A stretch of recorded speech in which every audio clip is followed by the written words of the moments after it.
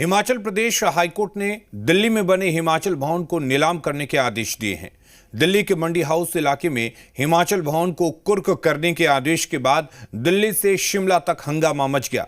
High court के इस आदेश के बाद सुक्खू सरकार जहां बैकफुट पर है, वहीं बीजेपी अटैक का कोई भी चांस छोड़ना नहीं चाहती है। ये रिपोर्ट देखिए।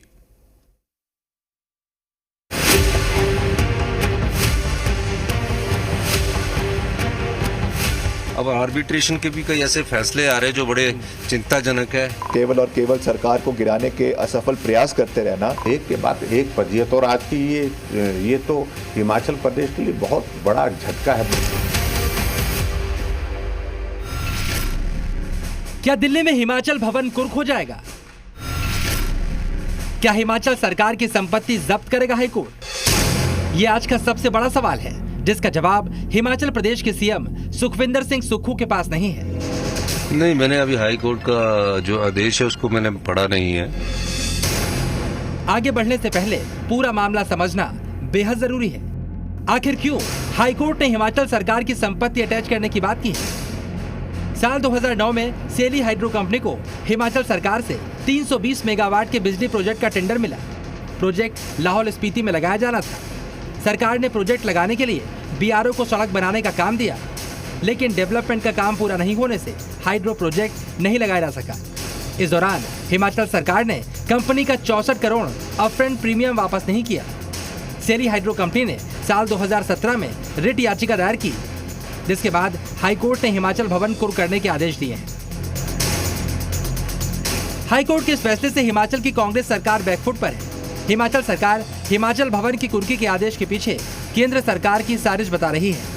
वहीं विपक्ष का कहना है कि सुक्खू सरकार के गलत फैसलों से राज्य की जग हंसाई हो रही है। नहीं, मैंने अभी हाई कोर्ट का जो आदेश है उसको मैंने पढ़ा नहीं है। लेकिन नहीं, कोई पढ़ा नहीं है। लेकिन अपफ्रंट प्रीमियम जो है वो एक पॉलिसी के तहत है। अब आर्बिट्रेशन के भी कई ऐसे फैसले आ रहे हैं जो बड़े चिंताजनक है, कानून की अनदेखी हो रही है। उसके खिलाफ हाई कोर्ट हमारी सरकार गई और सरकार ने उसमें जो 64 करोड़ रुपए आर्बिट्रेशन का था वो जमा कराना था। उसके बारे में मैंने अभी जानकारी प्राप्त की है। सरकार को डिफेंड करने के लिए सीपीएस के मामले में अगर देखते हैं तो दिल्ली से जो है वो वकील आते हैं और एसएलपी में सुप्रीम कोर्ट में जहां वो 1 करोड़ रुपए खड़ा होकर के एक दिन में लेंगे, उसके लिए पैसे हैं। हिमाचल का दिल है तो हिमाचल भवन है। कोई भी हिमाचली जाता है तो गर्व के साथ वहां जाता है। उसकी ही नीलामी की नौबत आ गई।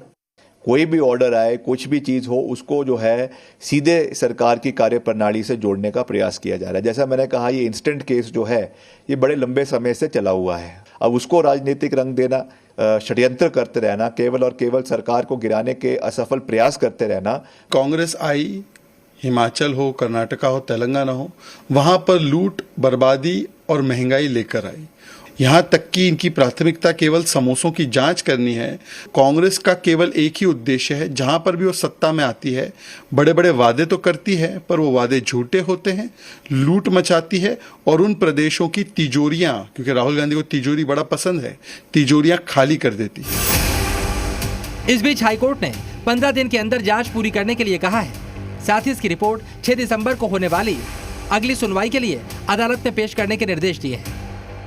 मुख्यमंत्री की ओर से ये भी कहा गया है कि आर्बिट्रेशन के जिस तरह से फैसले आ रहे हैं वो भी कहीं ना कहीं चिंताजनक है। सरकार इस मामले को लेकर अध्ययन कर रही है और इस मामले में किस तरह से आगे कार्य कर सकती है उस पर भी मुख्यमंत्री ने कहा है। वहीं दूसरी तरफ नेता प्रतिपक्ष जयराम ठाकुर लगातार सरकार पर बयानबाजी करते हुए सामने आ रहे हैं। जितने भी मामले सामने आ रहे हैं, नेता प्रतिपक्ष जयराम ठाकुर ने कहा है कि सरकार अपनी किरकिरी करा रही है और हिमाचल को नीलाम करने का काम हिमाचल सरकार ने इन 2 सालों में शुरू कर दिया है। कैमरा पर्सन अशोक सोनी के साथ समीक्षा राणा।